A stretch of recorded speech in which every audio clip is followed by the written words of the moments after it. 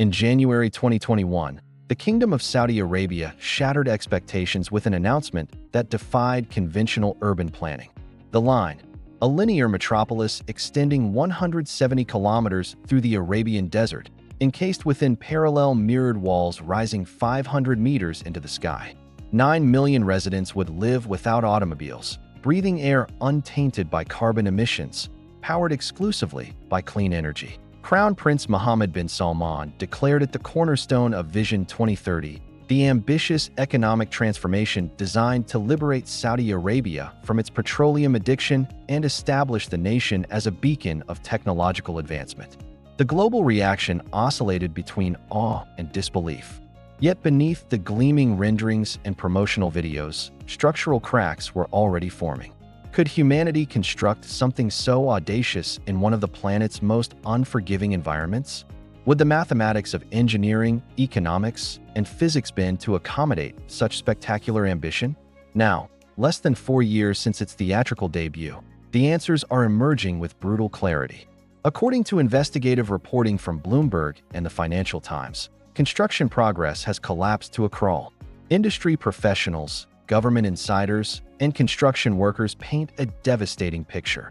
The line may never accommodate its first inhabitant and could ultimately stand as the century's most spectacular infrastructural failure. This is the story of how a trillion-dollar dream became a cautionary tale of unchecked ambition. The line exists as the flagship component of Neom, a colossal $500 billion development initiative spanning 26,500 square kilometers along Saudi Arabia's northwestern Red Sea coastline.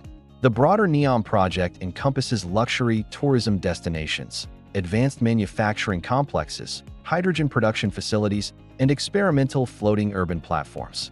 Saudi leadership positioned Neom as nothing less than civilization's next chapter, a testbed for technologies and social structures that would redefine human habitation. Within this expansive vision, the line represented the philosophical core. Traditional cities, planners argued, had evolved organically over centuries, resulting in sprawling inefficiency, environmental degradation, and social fragmentation. The line would eliminate these historic mistakes through radical reimagination.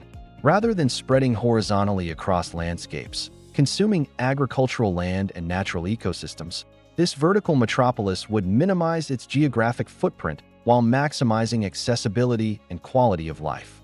The conceptual framework promised revolutionary transformation. Residents would access all essential services, employment opportunities, educational facilities, and recreational spaces within a 5-minute walk. High-speed rail connections embedded within the structure would transport passengers from end to end in 20 minutes. Artificial intelligence would manage energy distribution, waste processing, and environmental controls. Vertical farms would produce food locally. The mirrored exterior would reflect the desert landscape, rendering the structure nearly invisible from certain angles while protecting interior spaces from the region's punishing heat.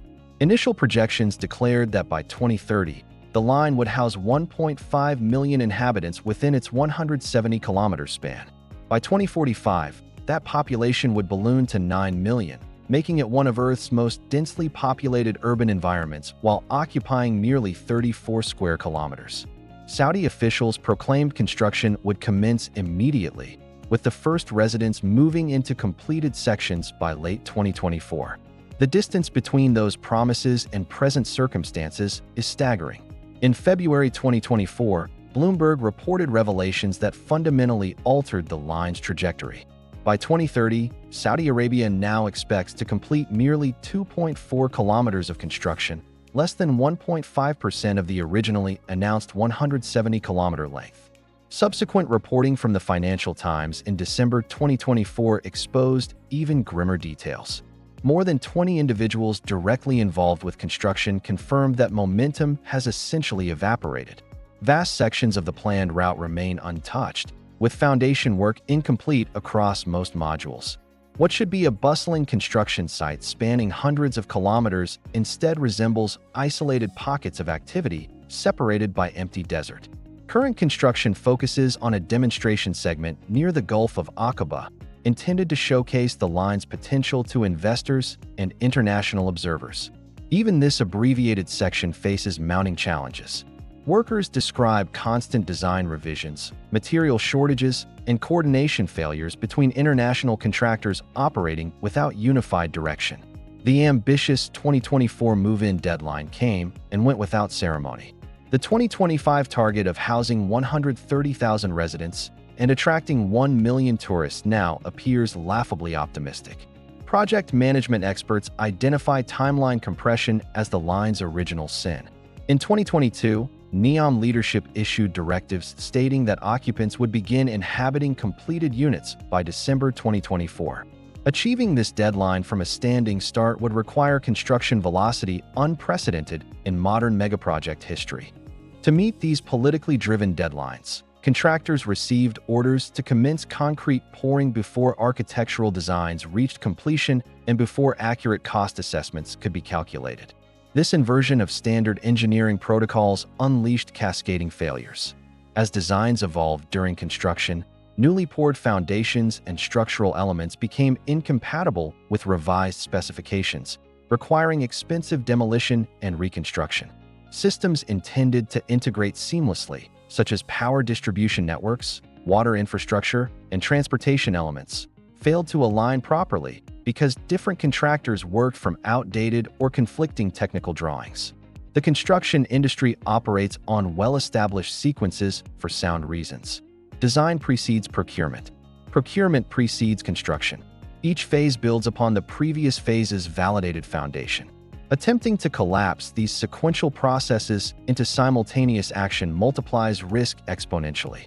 When changes occur late in the design process, which happens inevitably in projects of this complexity, the costs of modification surge dramatically. Concrete already poured cannot be easily reconfigured. Steel frameworks already welded cannot simply adapt to new specifications. Industry veterans compare the line's approach to building an airplane while simultaneously designing it and flying it. The fundamental recklessness of this strategy virtually guarantees failure, regardless of available funding or political will. Even under ideal circumstances, assuming perfect execution from this moment forward, completing the line's full 170-kilometer span would require multiple decades. The 2030 deadline for comprehensive completion has transitioned from ambitious to impossible to completely abandoned. Beyond scheduling failures, the line confronts material constraints that border on the fantastical. The proposed structure consists of two parallel buildings, each standing 500 meters tall and 200 meters wide, extending 170 kilometers through the desert. These dimensions situate the line among humanity's most ambitious architectural undertakings. For context, 500 meters exceeds the height of the Petronas Towers in Kuala Lumpur and approaches the scale of the Burj Khalifa's upper sections. Multiplying such height across 170 kilometers of continuous construction creates material requirements that dwarf conventional megaprojects. Engineers with direct knowledge of the line's specifications estimate that constructing merely 20 of the planned 135 modules would consume concrete equal to France's total annual production. France, as a G7 economy with extensive infrastructure needs, produces approximately 40 million metric tons of concrete yearly. Extrapolating from these figures, completing all 135 modules would require concrete production equivalent to multiple years of output from one of the world's leading industrial nations. Structural steel requirements present equally daunting challenges. Conservative estimates suggest the line would consume approximately 60% of global recycled steel supplies in a single year if construction proceeded at the pace necessary to meet revised timelines. This calculation assumes constant production levels and ignores competing demand from countless other construction projects worldwide. In reality, diverting such massive steel quantities to a single development would create shortages affecting infrastructure projects globally, driving prices upward and potentially destabilizing construction industries in multiple nations. Beyond concrete and steel, the line demands enormous quantities of specialized materials: glass for its mirrored facade, aluminum for framework components, copper for electrical systems, rare earth elements for advanced technological infrastructure, and synthetic materials for insulation and waterproofing. Each material category faces its own supply constraints, lead time requirements, and cost pressures. The labor dimension compounds these material challenges. Estimates suggest the line would require between 300,000 and 500,000 workers simultaneously on-site to meet construction deadlines. Housing, feeding, transporting, and managing a workforce exceeding the population of many cities in one of Earth's harshest climates presents logistical nightmares that most project managers would refuse to contemplate. Summer temperatures in northwestern Saudi Arabia regularly exceed 45 degrees Celsius, creating dangerous working conditions that limit productive hours and increase health risks for laborers. When Crown Prince Mohammed bin Salman introduced Neom to the world, funding appeared to be the least concerning variable. Saudi Arabia's public investment fund, swollen with petroleum revenues accumulated over decades, stood ready to underwrite the kingdom's economic transformation. Early projections treated the line's costs as manageable within the broader Neom budget of $500 billion. Reality quickly demolished these optimistic assumptions. Initial internal estimates placed the line's total construction cost at approximately $1.6 trillion over its complete development timeline. This figure alone exceeds the GDP of most nations and represents one of the largest capital expenditures ever contemplated for a single infrastructure project. As design complexity increased and engineering challenges revealed themselves, cost estimates escalated dramatically. Some consultants now project total expenditures could reach $2 trillion or potentially exceed that threshold if construction timelines extend significantly. For perspective, this amount could fund approximately 80 years of the United States NASA budget at current spending levels, or construct more than 100 advanced nuclear power plants. The Saudi government has never publicly disclosed comprehensive budget figures for the line, maintaining secrecy around financial commitments and expenditures. However, financial analysts tracking the public investment fund's activities note concerning patterns. Investment capital increasingly flows toward more conventional real estate projects with clearer return potential, while Neom-specific funding allocations have grown less transparent in recent budget cycles. International investors, initially intrigued by Neom's potential, have largely remained on the sidelines.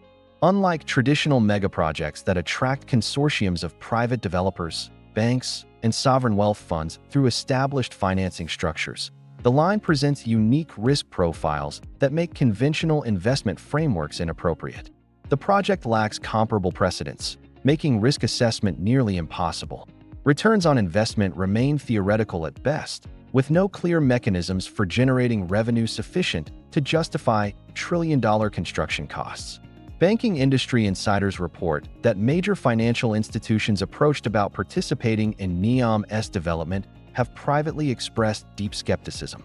Without proven demand for such unconventional urban living, without established technological solutions for many proposed systems, and without realistic construction timelines, the line fails to meet basic criteria for institutional investment regardless of Saudi Arabia's financial backing. Structural engineers examining the line's proposals identify fundamental challenges that existing technology cannot adequately address. A 500-meter-tall building extending 170 kilometers confronts wind forces, seismic considerations, thermal expansion, and structural loading patterns that differ dramatically from conventional skyscrapers or horizontal cities. Wind loading on such an elongated vertical structure creates unique stresses.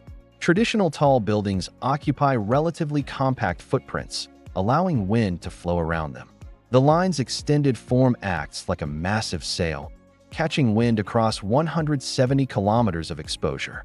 The parallel wall configuration could create dangerous wind tunnel effects between the structures, generating turbulence that affects stability and makes outdoor spaces at ground level uncomfortable or potentially hazardous. Thermal expansion presents another critical concern. Materials expand when heated and contract when cooled. Over 170 kilometers, thermal expansion and contraction could measure several meters daily as desert temperatures fluctuate between day and night. Buildings typically accommodate thermal movement through expansion joints, but the line's continuous structure would require innovative solutions to prevent catastrophic stress fractures. Transportation infrastructure within the line theoretically includes high-speed rail systems running the structure's full length. Achieving the promised 20-minute end-to-end travel time requires sustained speeds exceeding 500 kilometers per hour, approaching the velocity of cutting-edge maglev trains operating in controlled environments. Installing such systems within a building under construction, while maintaining safety standards and managing passenger comfort, represents an engineering challenge never before attempted. Water infrastructure poses yet another concern. Providing potable water, managing wastewater, and controlling drainage for up to 9 million residents in a desert environment requires systems of extraordinary scale and reliability. The vertical orientation complicates pumping requirements, as water must be distributed across 500 meters of elevation. Failure in any section could cascade through connected systems, potentially leaving hundreds of thousands without water access. Energy generation and distribution face similar scaling challenges. While Saudi Arabia enjoys abundant solar potential, generating sufficient electricity for a city of 9 million requires solar installations covering areas many times larger than the line's own footprint. Energy storage systems must compensate for nighttime demand when solar production ceases. Battery technology at the necessary scale remains largely theoretical, and alternative storage solutions like pumped hydro storage require geographical features not present in northwestern Arabia's flat desert terrain. The line's environmental impact extends far beyond its immediate construction footprint. Extracting the necessary concrete, steel, glass, and other materials from Earth's crust inflicts ecological damage through mining operations, industrial processing, and transportation networks. Concrete production alone ranks among the world's largest carbon dioxide emission sources, accounting for approximately 8% of global CO2 output. The quantities required for the line would generate emissions equivalent to entire nations' annual carbon production. The mirrored exterior, designed to minimize visual impact, creates serious concerns for avian wildlife. Birds cannot perceive reflective surfaces as barriers, leading to fatal collisions. A 170-kilometer-long mirror wall, 500 meters tall, would likely become the world's deadliest bird strike hazard, potentially killing millions of migrating birds that travel along the Red Sea flyway. Local ecosystems face disruption as well. Northwestern Arabia, though harsh, supports unique desert-adapted species including Arabian leopards, Nubian ibex, and specialized plant communities. Construction activities destroy habitat, fragment migration corridors, and introduce pollution that persists long after building completion. The human cost manifests in multiple dimensions. Migrant laborers, primarily from South Asia and East Africa, comprise the vast majority of Saudi Arabia's construction workforce. Reports from Neom's construction sites describe conditions typical of Gulf megaprojects: extreme heat exposure, inadequate housing, wage theft, and dangerous working environments. Several worker deaths have occurred during early construction phases, though exact numbers remain unreported due to limited transparency around workplace safety statistics.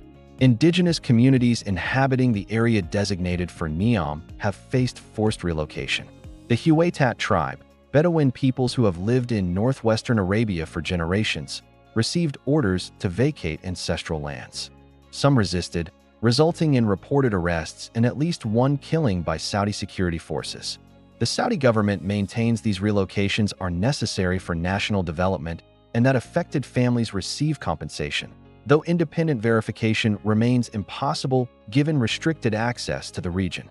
The line cannot be understood purely through engineering or economic analysis.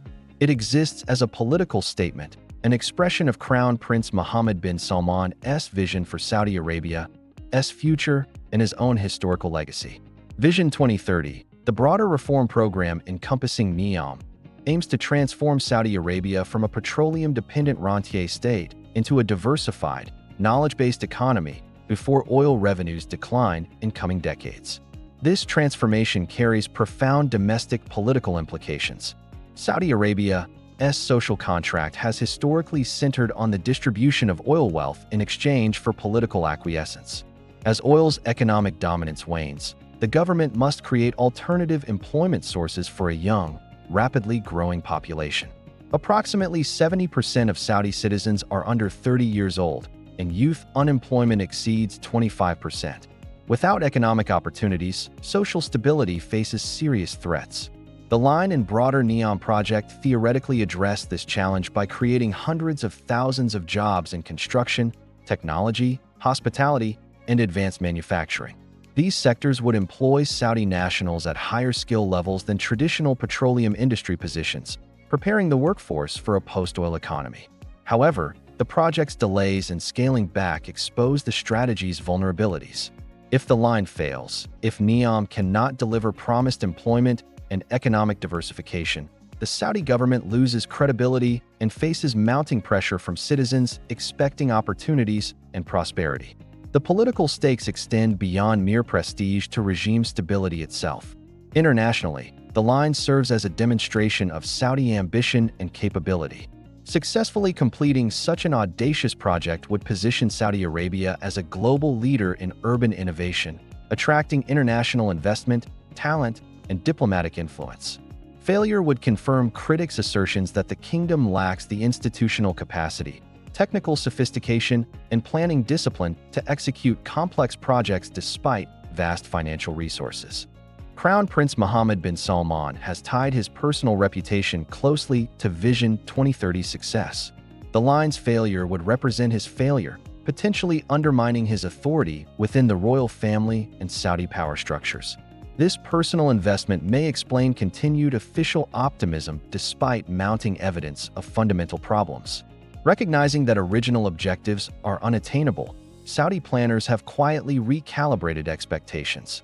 Rather than a 170-kilometer continuous city, current focus centers on completing a small demonstration segment that would serve multiple purposes, housing early adopters and Neom employees, showcasing design concepts to potential investors, and preserving the possibility of future expansion should circumstances change. This pivot from comprehensive vision to limited prototype fundamentally alters the line's significance. A 2.4-kilometer section housing 300,000 people represents an interesting but not revolutionary urban experiment. Multiple cities worldwide have constructed innovative high-density neighborhoods of similar scale without claiming to reinvent civilization. The demonstration segment becomes less the future of human habitation and more an expensive proof of concept for technologies that might eventually scale. Even this modest objective faces substantial challenges. Attracting 300,000 residents to live in an isolated and proven urban environment requires compelling incentives. The line's location in northwestern Arabia, far from established population centers, employment hubs, and cultural amenities, limits organic demand. Residents would likely consist primarily of government employees assigned to live there, expatriate workers on contract, and early adopters attracted by novelty or financial inducements. Creating authentic urban vitality with such a population mix proves difficult. Successful cities develop through organic accumulation of diverse activities, spontaneous social networks, and emergent cultural scenes that cannot be engineered through planning alone. The line risks becoming a sterile company town, populated by people who view residents as temporary rather than home, undermining the community cohesion essential to urban success. The line incorporates numerous and proven technologies, many of which lack deployment examples at necessary scales. Artificial intelligence systems theoretically manage energy distribution, optimize transportation networks, and coordinate building systems. However, AI capabilities frequently fall short of promotional claims, particularly when confronting complex real-world environments where unexpected variables and edge cases proliferate. Vertical farming, another central technological component, would produce food locally to reduce transportation costs and environmental impact. While vertical farming works at small scales in controlled environments, no facility has demonstrated economic viability or production capacity sufficient for cities of millions. Scaling these systems while maintaining economic feasibility and product quality remains an unsolved challenge. The proposed transportation systems include not only high-speed rail, but also aerial mobility solutions such as autonomous flying vehicles. Such technologies remain developmental in 2024, with regulatory frameworks, safety standards, and operational procedures still being established. Betting the line's functionality on technologies that may not mature within relevant timeframes compounds project risks. Water generation through atmospheric processing and advanced desalination represents another technological dependency. While desalination plants operate throughout the Gulf region, they consume enormous energy and produce environmentally harmful brine discharge. More advanced systems that minimize these impacts exist primarily in laboratory settings or small pilot programs. Relying on technologies that have never operated at city scale creates vulnerabilities that could render the line uninhabitable if systems underperform or fail. The line's collapse illuminates broader patterns in contemporary megaproject development. Across the globe, governments announce spectacular infrastructure initiatives that promise to solve complex problems through technological innovation and ambitious engineering. Many fail to deliver on original promises, running over budget, behind schedule, or abandoning key objectives. These failures often share common characteristics: politically driven timelines that ignore engineering realities, overconfidence in untested technologies, insufficient preliminary research and planning, and disconnect between promotional narratives and practical feasibility. The line embodies these patterns to an extreme degree, making it a teaching case for future generations of planners, engineers, and policymakers. The project also demonstrates the limitations of wealth as a solution to complex challenges. Saudi Arabia possesses financial resources exceeding most nations, yet money alone cannot overcome fundamental constraints of physics, engineering, and human organizational capacity. Throwing capital at problems yields diminishing returns when underlying technical and logistical barriers remain unresolved. Additionally, the line reveals tensions between authoritarian efficiency and systemic complexity. Authoritarian governance can move quickly, cutting through bureaucratic delays that slow democratic decision-making. However, this speed comes with costs: reduced feedback mechanisms, suppression of dissenting expertise, and political pressure to confirm leadership's preferred conclusions rather than acknowledge inconvenient realities. The line benefited from rapid decision-making, but suffered from insufficient critical evaluation during planning phases. As construction limps forward on the line's demonstration segment, the question shifts from "will this succeed?" to "what happens next?" Several scenarios appear plausible, none resembling original ambitions. The demonstration segment may achieve completion, housing several 100,000 residents in what becomes an unusual but functional urban environment. This outcome would allow Saudi leadership to claim partial success, preserving the narrative that the line remains a work in progress rather than an abandoned failure. The 170-kilometer vision would remain nominally alive, but perpetually deferred into an indefinite future. Alternatively, even the scaled-back objectives could prove unachievable, resulting in gradual abandonment. Construction might cease entirely, leaving partial structures to deteriorate in the desert. Saudi Arabia would write off investments as losses and redirect resources toward more conventional development projects with clearer paths to completion. A third possibility involves radical redesign, where the line concept evolves into something bearing little resemblance to original proposals.